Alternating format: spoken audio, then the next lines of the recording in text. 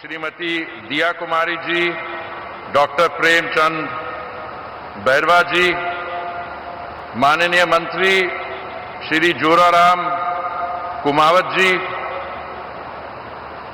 श्री कृष्ण कुमार बिश्नोई जी, माननीय सांसद श्री मदन राठौर जी, सभी गणमान्य अतिथिगण और पचपादरा के हमारे भाइयों और बहनों, आज का दिन केवल राजस्थान और भारत के लिए ही नहीं बल्कि पूरी दुनिया के ऊर्जा क्षेत्र के लिए एक ऐतिहासिक है। विश्व भर में पिछले 10 वर्षों में बहुत कम ग्रीनफील्ड रिफाइनरीज बनी हैं। इनमें से 2 माननीय प्रधानमंत्री श्री नरेंद्र मोदी जी ने राष्ट्र को समर्पित किए।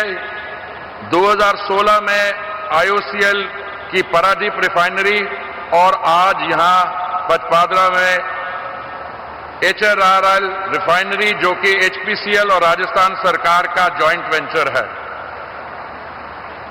आज के शुभ अवसर पर माननीय मुख्यमंत्री श्री भजनलाल शर्मा जी को मेरा धन्यवाद, जिनका इस परियोजना को पूरा करने में सक्रिय योगदान रहा। सबसे बढ़कर मैं माननीय प्रधानमंत्री श्री नरेंद्र मोदी जी को हार्दिक आभार व्यक्त करता हूं, जिनके करकमलों द्वारा आज इस रिफाइनरी को राष्ट्र को समर्पित किया जा रहा है।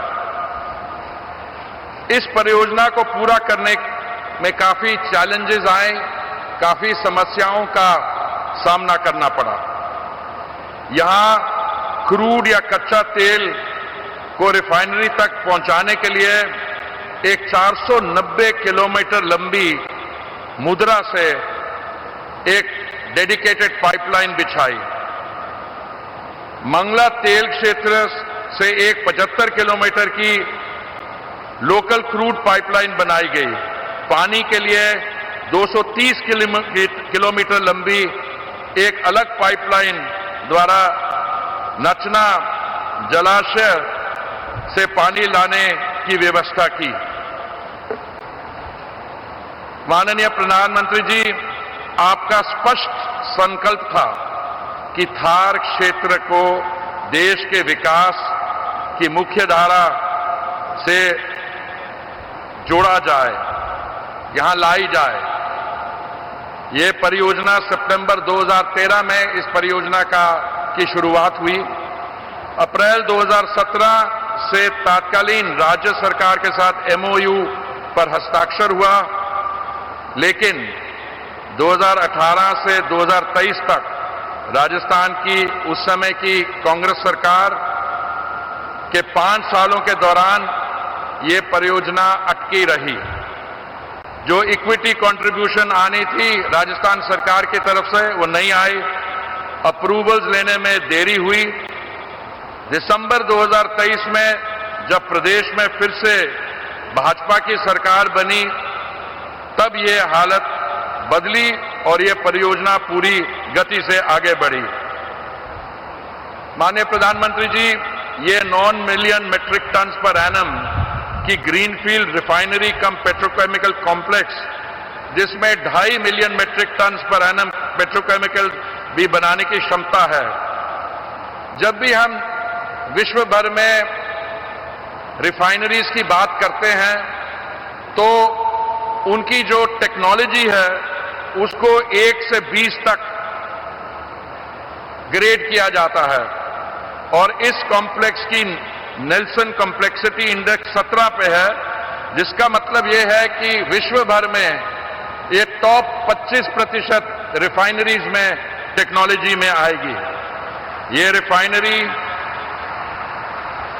आयातित और भारत में उत्पादित दोनों तरह का क्रूड को प्रोसेस कर सकेगी और इस परियोजना की कुल लागत लगभग 80,000 करोड़ के करीब है।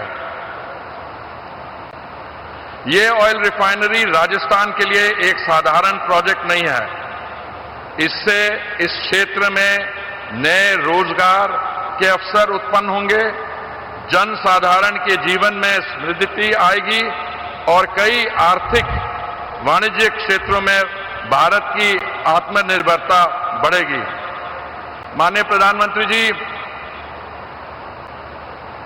आपने पिछले 10 साल में 2 रिफाइनरीज को देश को डेडिकेट किया, पर अगर हम विश्व भर में देखें तो यूनाइटेड स्टेट्स में पिछले 50 साल से कोई ग्रीनफील्ड रिफाइनरी नहीं बनी है। और अगर हम यूरोप को देखें तो प्रतिदिन 2,20,000 बैरल्स की रिफाइनिंग कैपेसिटी प्रतिदिन गिर रही है और 2030 तक ये रिफाइनिंग कैपेसिटी यूरोप में 75 मिलियन मेट्रिक टन पर पहुंच जाएगी। और इसी दौरान आज से लेकर 2030 तक हमारी रिफाइनिंग कैपेसिटी जो आज 270 million metric tonne per annum करीब है, ये बढ़ती 310 और 320 मिलियन मेट्रिक टन पर पहुंचेगी। पिछले 3-4 महीनों में जब विश्व भर में स्ट्रेट ऑफ हॉर्मुज के बंद रहने से कई दुनिया भर में सप्लाई डिसरप्शन हुई, क्योंकि 20 से 30% एनर्जी सप्लाईज वहां से आती हैं, पर आपने जो निर्णय लिए, हमारे 1,07,000 आरओज या पेट्रोल पंप एक भी बंद नहीं हुआ, कहीं भी ड्राई आउट्स नहीं हुए, क्योंकि आपने जो निर्णय लिए और आपने जो रिफाइनिंग कैपेसिटी बनाई है। हम एलपीजी की जब कठिनाई हुई तो हमारी रिफाइनरीज ने अपनी प्रोडक्शन एलपीजी की 35,000 मेट्रिक टन प्रतिदिन से बढ़ा के 54,000 मेट्रिक टन पर ले गए। और आपने ये भी निर्णय लिया कि दाम हमारे भाइयों बहनों तक नहीं बढ़ने देंगे।